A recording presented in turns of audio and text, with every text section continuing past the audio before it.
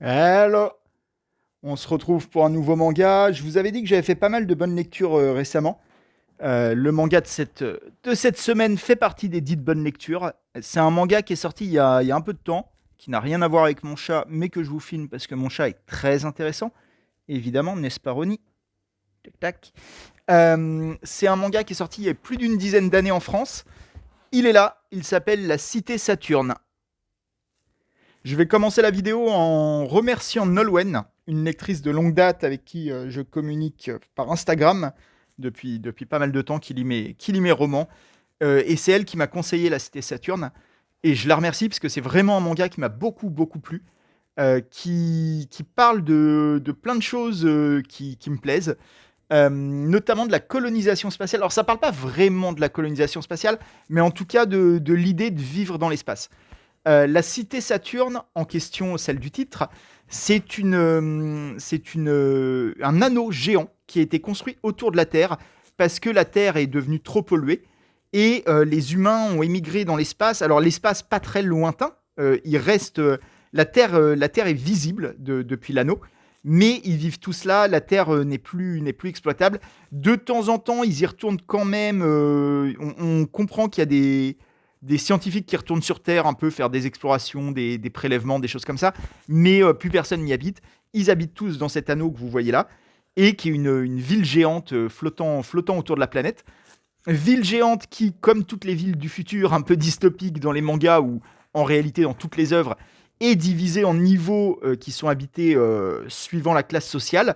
Là, vous voyez clairement un niveau pauvre, vous le devinez tout de suite vu l'étroitesse de la rue, le fait que les appartements sont comme ça, les uns au-dessus des autres.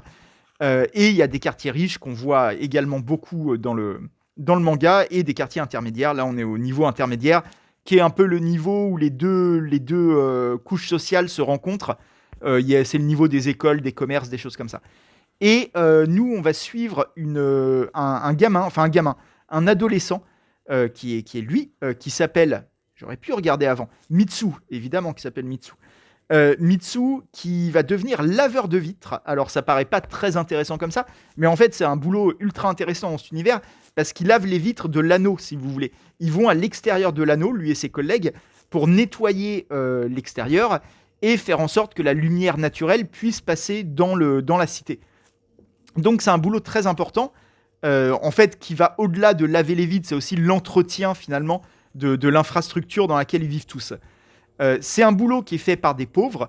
Il y a un côté très laborieux. C'est vraiment des ouvriers, quoi. Ils enfilent leur tenue. Il y a tout un rapport au travail qui est très intéressant. On va développer ça. C'est un des points les plus intéressants de ce manga. J'espère que vous entendez pas trop ma machine à laver. J'ai lancé une lessive en arrière-plan. Non, ça devrait aller avec mon micro, mais voilà. Et donc, on va suivre Mitsu dans son travail, Mitsu et ses collègues. Elle, c'est une des collègues de Mitsu. Alors, c'est une collègue qui a un statut un peu spécial parce qu'elle vit à l'extérieur de l'anneau. Et en fait, son rôle, c'est de la surveillance. Elle surveille quand il y a des météorites, des choses comme ça, des débris spatiaux qui heurtent l'anneau. C'est elle qui avertit. Mais la plupart des collègues de Mitsu, eux, vivent dans les quartiers pauvres et sortent pour leur mission. Les premiers mangas, en fait, quasiment toute la série, c'est une série en 7 tomes, je ne l'ai pas dit, sont des chapitres plus ou moins indépendants, plutôt moins que plus, si je puis dire, mais où on va suivre Mitsu dans des petites missions, des petits contrats où ils doivent aller nettoyer telle zone, et surtout sur les quartiers riches, les zones en fait sont commandées par des gens précis. C'est-à-dire par exemple ce mec-là qui va devenir relativement important, c'est un mec très riche qui dirige une entreprise alimentaire, une entreprise de poissonnerie dans l'anneau, et qui demande à ce qu'on nettoie son appartement en réalité. Vous voyez là, on les voit nettoyer des vitres, c'est des grandes baies vitrées comme ça. Et en fait, dessous, il y a des gens qui vivent et ils voient d'ailleurs, ils peuvent voir les appartements. Il y a tout un jeu d'échange de regards parce qu'en fait, au départ, ils connaissent pas leurs clients, mais ils les voient à travers les vitres. Vous voyez, là, le client dont je vous parlais, qui a un grand aquarium chez lui, il a fait nettoyer ce qui est en fait son plafond. Les vitres sont les plafonds. Et ça permet de créer des reflets chez lui où il a l'impression d'être dans des fonds marins. Et donc, voilà, il y a tout un échange entre les ouvriers Mitsu et ses collègues et leurs clients. Et ça crée des petites histoires humaines qui sont assez touchantes. C'est pas larmoyant, vous allez pas lâcher votre larme hein, avec la Cité Saturne, mais c'est touchant. C'est beaucoup sur les liens humains, les petites histoires, les anecdotes du quotidien euh, qui, se, qui se dévoilent comme ça, contrat après contrat, et qui sont très bien faites. Qui sont... Ouais, c'est tout un petit tissu humain qui se crée autour de Mitsu. Et ce qui est sympa, c'est que au fil de la série, les clients qu'on a pu voir reviennent. En fait, il y a jamais, je crois qu'il n'y a vraiment pas du tout d'histoire complètement séparée de la trame globale. C'est-à-dire que même les clients qu'on voit une fois au début, en fait, ils vont revenir plus tard, ça devient des persos secondaires récurrents. Et ça crée comme ça une toile où on a l'impression petit à petit d'explorer de plus en plus la ville, enfin la ville, l'anneau, la cité Saturne, de l'explorer de plus en plus, de la comprendre de plus en plus. Et il y a tout un discours en fait qui se développe, un discours implicite qui n'est jamais au centre de la narration, mais qui est là entre le mélange des classes sociales en fait, sur l'importance de mélanger les riches et les pauvres, que les uns ne vivent pas complètement séparés des autres, et qu'est-ce que les uns et les autres s'apportent. Et il y a tout un discours également politique en fait dans ce manga, parce que l'autrice, on va parler un petit peu de l'autrice après, Iwaoka, c'est pas facile à dire, Isae Iwaoka. Isae Iwaoka a clairement fait un manga de gauche, j'ai envie de dire. Et c'est un point important, je trouve, parce qu'en fait, les œuvres de fiction sont toujours un peu politiques. Tout est politique, vous connaissez, c'est une phrase un peu cliché, mais je pense que c'est vrai. Mais je pense que dans beaucoup de cas, c'est de gauche ou de droite ou d'autres choses, euh, un peu par accident, un peu inconsciemment. Je ne sais pas si on demanderait à l'autrice Iwaoka, si on lui demandait est-ce que la cité Saturne c'est de gauche, je ne sais pas du tout ce qu'elle répondrait. Alors dans le cas de la cité Saturne, ça se voit quand même. Mais il y a un truc très... c'est un manga qui a été beaucoup écrit à la gloire du prolétariat d'une certaine façon, à la gloire des petits travailleurs. Il y a tout un truc très communiste, très russe sur la dignité du travailleur. C'est un grand discours des collègues de Mitsu, notamment d'un collègue plus vieux, lui, qui fait un peu figure de mentor pour Mitsu, qui a vraiment un truc de prendre son travail au sérieux, de dignité. C'est très important pour eux de bien faire leur travail. Et c'est pas très important pour faire plaisir à leurs clients, parce qu'il y a quand même tout un truc de lutte des classes où ils sont pas forcément fans de leurs clients. Ils ont conscience que leurs clients sont des bourgeois et que eux, ils font un travail très dangereux qui leur demande de sortir dans l'espace, de prendre des très gros risques. Il y a tout un rapport là-dessus. Il y a beaucoup d'accidents. D'ailleurs, c'est au centre du point de départ de Mitsu parce que son père était lui-même nettoyeur de vitres et a disparu, enfin, est tombé de la cité Saturne en fait lors d'une mission en extérieur. Il était avec ce mec-là qui est lui aussi un laveur de vitres, mais qui a qui a démissionné après cet accident parce que il a été traumatisé par ça. Il n'ose plus sortir de la cité, donc il peut plus travailler. Et ouais, il y a tout un discours autour de ça, de ce travail dur, difficile, pas très pas très épanouissant d'un point de vue économique. Enfin, ils sont pas riches, ils gagnent pas beaucoup d'argent, ils sont un peu exploités. C'est pas un boulot forcément très respecté, mais ils tiennent quand même à bien le faire. C'est super important pour eux. Il y a tout un pan de la narration qui passe aussi par leur préparation, par les outils qu'ils utilisent, par leur tenue, leur rituel de sécurité, tout ce qu'il faut vérifier avant de sortir. Tout ça, on sent que l'autrice, c'était important pour elle de bien l'expliciter. À la fin du manga, on sait exactement comment ça se passe pour eux pour sortir en mission, si vous voulez. C'est pas du tout balayé d'un revers de main en mode bon, ils mettent une tenue et puis ils sortent et puis on dit que c'est bon.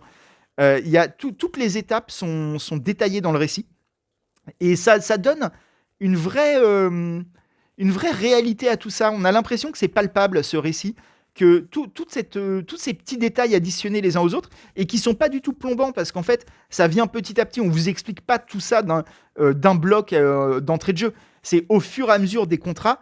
Vous voyez là, on a une belle image pour représenter ce que je vous disais, où eux sont à l'extérieur en train de nettoyer les vitres et ils voient à l'intérieur ce qui se passe. Là, un enfant en haut de marche. Alors, c'est un contrat un peu spécial, celui-là, je ne vais pas le détailler, mais voilà. Ça représentait bien ce que je disais. Et ouais, tous ces petits détails permettent de croire vachement au récit, de croire à ce cadre de la cité Saturne, de croire à ce métier de laveur de vitres.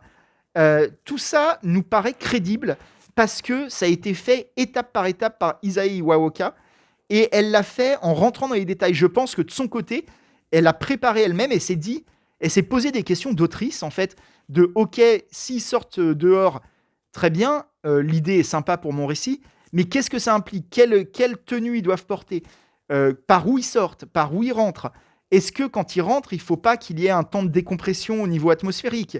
C'est quoi leur équipement? Pour nettoyer les vitres, de quoi ils ont besoin? Comment on fait pour que le nettoyage tienne à l'extérieur alors que c'est des températures super basses? Tout ça, elle s'est posé les questions et elle a apporté des réponses dans son récit, ce qui en fait un récit ouais, très crédible. Et c'est très plaisant de sentir qu'elle a vraiment travaillé son truc, que c'est pas juste des petites idées qu'elle a eues pour un truc graphique, que les tenues lui plaisaient ou quoi. Elle s'est posé des questions de pourquoi ces tenues, pourquoi ces outils, pourquoi cette organisation, est-ce que ça a un sens? Et ça en fait un manga très satisfaisant d'un point de vue scénaristique et d'un point de vue, comme on disait, de world building. On en avait déjà parlé de ce world building, c'est-à-dire construire un univers qui a un sens. Même si c'est un univers qui n'est pas réaliste fondamentalement, c'est un univers qui a un sens, qui est organisé, il y a une cohérence interne. Le dessin, comme vous voyez, moi je le trouve plutôt sympa. Il y a un truc très bizarre par contre, c'est dans sa manière de représenter les gens de profil. Ils ont tous cette tête quand ils sont de profil, un peu de tête de, je sais pas, de crapaud, je sais pas comment dire. C'est très bizarre. De face, ils ont des visages tout à fait normaux. Et dès qu'ils sont de profil, il y a un truc étrange. Mais c'est valable pour tous les persos. C'est très très bizarre. Vous voyez, là, Mitsu de profil, il a encore cette ligne très très étrange avec la bouche super basse comme ça, un nez qui se détache pas du tout. C'est très très bizarre. Mais à part ça, j'aime beaucoup le dessin d'Isae Iwaoka, et qui est un dessin lui aussi assez détaillé, notamment dans les environnements, vous voyez. Là aussi, elle est rentrée dans le détail. On sent que la disposition de la ville, quand ils se retrouvent comme ça dans des zones un peu techniques, que c'est pas fait au hasard, que ça a un sens. Elle a réfléchi à pourquoi il y a des tuyaux à cet endroit-là.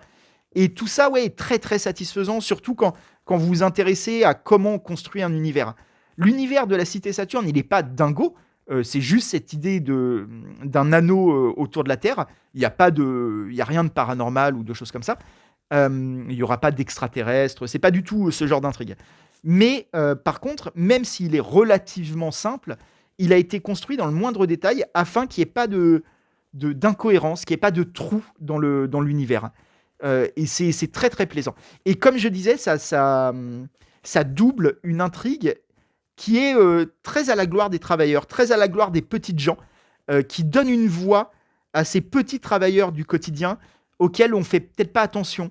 Ces gens qui font en sorte que la vie quotidienne, que les petits détails, là aussi, l'importance des détails dans la cité Saturne, c'est peut-être ça l'angle sous lequel il faut voir cette œuvre-là, cette petite série. L'importance des détails, ces travailleurs sont des détails dans la vie quotidienne de la cité, mais c'est des détails importants et c'est grâce à eux que tout le reste tient aussi. C'est l'addition de petits détails, de petits métiers, comme dans notre réalité, c'est l'addition des éboueurs, l'addition des facteurs, l'addition des gens qui s'occupent de la rue, des conducteurs de métro, des gens comme ça. C'est tout ça qui fait que le quotidien tient. Et s'il y a un de ces métiers qui craque, en fait, tout le quotidien est impacté et peut-être même impacté profondément. Et en fait, ces petites gens font bien leur travail. On les voit prendre tout ça au sérieux, être conscients de leur importance sans être prétentieux. Et ouais, il y a vraiment un truc de la dignité du travailleur dans ce manga-là, qui est très touchant et qui fait écho quand on est, comme maintenant, dans des périodes de grève, des périodes où il y a des remises en question des acquis sociaux. Ça fait plaisir de lire des œuvres qui prennent parti des petites gens. Et au fur et à mesure de la série, comme je vous disais, au début, c'est des histoires un peu séparées. Et petit à petit, se développe une intrigue où, je ne veux pas trop vous en dire, mais où en gros, Mitsu va se retrouver, on va lui proposer de peut-être aller explorer la Terre. Et lui, comme il a une espèce, comment dire, il entretient un rêve qu'on comprend et pas vraiment justifié, mais il se dit peut-être que mon père, en tombant de la cité Saturne, a réussi à survivre sur Terre. C'est pas, je vous le présente pas dans le résumé ça, parce qu'en fait, on comprend que probablement pas. Que c'est un peu un rêve d'enfant. C'est une espèce d'espoir un peu fou qu'il entretient. Mais son père, il est probablement mort, en fait. Et lui-même le sait probablement, mais il a un peu cet espoir. Et donc, quand on lui promet quand on lui propose d'aller sur Terre, il est très tenté. Et donc, en fait, il y a des mecs, dont ce gars-là avec les lunettes, là, que vous voyez là, qui est un personnage très important, qui se mettent en tête de construire un appareil pour aller sur Terre. Il y a plein de sous-intrigues à ça qui se développent surtout dans les 2-3 derniers tomes. Au début, c'est là, mais c'est là en toile de fond. C'est pas très important. Et le plus important reste quand même ces missions du quotidien, ces petits contrats de lavage de vitres et les interactions entre les différents employés de la compagnie. Il y a tout un truc, le petit groupe se développe. Comme je disais, il n'y a que des personnages récurrents. Il n'y a jamais de personnages qui passent une fois et qu'on ne reverra jamais. Donc, il y a tout un truc qui se développe. On voit aussi, encore une fois, quand je vous dis sur la dignité des travailleurs, tout ça, on voit par exemple des gens se blesser au travail et ne plus pouvoir travailler, se retrouver au chômage à cause de leur travail. Ils ont été usés. Ça va être un peu l'intrigue de ce mec-là qui est très important, le chauve là, qui est le voisin de Mitsu et aussi un de ses collègues, et qui est très protecteur avec lui, qu'il considère un peu comme un fils. Lui, il va être dans une intrigue comme ça, sur les dommages du travail, le travail qui use, quoi. Et encore une fois, ça renvoie à des débats très actuels sur les retraites, sur certains travails qui sont plus difficiles que d'autres. Et là, ce boulot-là de laveur de vitres est très difficile dans cet univers-là. C'est un manga qui m'a beaucoup touché pour toutes ces raisons, que j'ai vraiment beaucoup, beaucoup aimé. Isae Iwaoka, j'ai vraiment du mal à prononcer son nom, les deux doubles voyelles sont assez dures. C'est une mangaka qui n'a pas fait 1000 trucs. En France, on a eu le droit à 2-3 one-shots d'elle qui sont sortis avant La Cité Saturne, mais que je n'ai pas encore lu. Je vais peut-être essayer de les trouver. La Cité Saturne, donc, comme je disais, est sortie il y a longtemps. Au Japon, il est sorti en 2006, le premier, et en France en 2009. Donc, dans les deux cas, on est à plus de 10 ans, voire presque, enfin à 15 ans même au Japon. Et par contre, ils sont encore trouvables. Ils ont été réimprimés par Kana, c'est Kana l'éditeur en France. Ils ont été réimprimés très récemment. Donc en fait, vous les trouvez sans aucun problème. Ils ne sont pas du tout en rupture de stock ou quoi. Et c'est des très beaux mangas. Enfin, quand je dis très beau, c'est pas l'objet. Même si l'objet est sympa, la jaquette est en papier. Elle n'est pas vernie, si vous voulez. Je préfère ces jaquettes-là toujours. Les jaquettes, je ne sais pas comment expliquer ça. Vous voyez très bien de quoi je parle, mais vous savez, c'est les jaquettes en papier plus qu'en carton. Il y a pas de couche de pellicule brillante. J'explique très très mal, j'ai l'impression. J'espère que vous voyez de quoi je parle. Et ouais, les mangas sont jolis. Il y a des pages couleurs dans le dernier, mais je vais pas vous montrer parce que la couleur fait presque partie du récit dans le dernier. Bon, c'est pas non plus colorless, hein, dont on a parlé il y a 2-3 tomes. Mais disons que quand la couleur arrive dans le récit, ça signifie quelque chose. Voilà, je vous en dis pas plus. Mais en tout cas, ouais, non, c'est une belle édition. Et surtout, c'est une très belle histoire, très humaine, très chargée politiquement, même si elle en a pas l'air. Voilà, il y a vraiment un truc de la voix de ceux à qui on ne laisse pas la parole en général. Très beau manga, en 7 tomes, chez Kana, trouvable n'importe où, même s'il est sorti il y a longtemps. Et je vous le conseille vraiment. Ça fait partie de ces petites séries qui n'ont pas marqué l'univers du manga. Je pense que peu de gens vont citer La Cité Saturne dans leur lecture marquante de vie de lecteur. Mais c'est un vrai trésor. Là, on n'est pas simplement sur une petite série B sympa comme je vous en parle assez régulièrement. Là, on est sur autre chose. On est sur un truc vraiment très très bien qui aurait pu, je pense, en vrai, ça peut marquer certains lecteurs. Ça peut faire partie d'un top 10 de manga sans aucun problème, réellement. Genre, je comprendrais tout à fait quelqu'un qui me dirait que c'est un de ses mangas favoris. C'est pas du tout déconnant. Il y a beaucoup de choses là-dedans, il y a beaucoup d'humanité, beaucoup d'émotions, beaucoup de propos, même si ça n'en a pas l'air au début. Et même l'univers, comme je vous dis, est construit avec beaucoup de soin dans le détail. Ça tient debout, c'est vachement bien. Voilà, je voulais vous en parler. Surtout, comme je disais, l'exploration spatiale, la colonisation spatiale, c'est un de mes thèmes fétiches. J'aime beaucoup ce thème. Et donc, ça m'a fait plaisir de le retrouver là. J'aime beaucoup ce thème au point, je comptais pas en parler, mais je viens d'y penser. J'ai écrit une saga de cyberpunk qui se passe dans une colonie spatiale. Là, j'ai le premier sous la main, qui s'appelle Toute entrée définitive, le premier. La saga s'appelle Colonie Kitej. C'est en 3 tomes, plus 2 tomes annexes qui sont des recueils de nouvelles. Si vous le voulez, c'est trouvable sur Internet. Je dis c'est trouvable sur Internet, pas super facilement, parce que l'éditeur, c'est les Saisons de l'étrange, qui est une branche de l'éditeur Les Moutons Électriques. Et c'est un tout petit éditeur. Vous pouvez les trouver que sur leur site Internet, je crois. Si ça vous intéresse, voilà, si vous avez envie de lire ma saga de science-fiction de Cyberpunk. J'en suis très content. Il y a eu très peu de lecteurs, parce que comme je dis, c'est une toute petite maison d'édition. Mais c'est des romans dont je suis très fier. Probablement les moins lus de tous ceux que j'ai écrits. Mais voilà, la série Colony Kittage, ça existe en intégrale aussi. Il y a un gros livre que j'ai aussi sous la main d'ailleurs. L'éditeur a sorti l'intégralité de la série, donc les 3 romans plus les 2 recueils de nouvelles, dans un très gros livre, format A4, un peu moins que A4, mais gros format, qui est avec une très belle couverture qui montre les personnages principaux. Voilà, je fais un peu ma pub en fin de vidéo. Je vous mettrai un lien dans la description si ça vous intéresse. Vous ne vous sentez pas du tout obligé de vous intéresser à mes livres, mais j'en parle. C'est aussi l'histoire d'une ville dans l'espace qui est elle aussi sous une protection de verre. Donc il y a des liens avec la cité Saturne. Là, c'est un cube de verre, mais c'est le même esprit. Merci beaucoup. On se retrouve bientôt. Je ne sais pas du tout sur quel manga, mais on va trouver. Je vous remets avec Ronnie pour faire le lien avec le début de la vidéo. Et je vous remercie à nouveau de me suivre, d'être quasiment 1000 abonnés. Peut-être qu'on le sera la semaine prochaine. Là, on est vraiment très très proche. Merci à tous. La bise. Prenez soin de vous. Blablabla. Et à très bientôt. Ah, et pour ceux qui suivent mes aventures immobilières, j'ai peut-être trouvé mon appart. J'ai fait une proposition d'achat.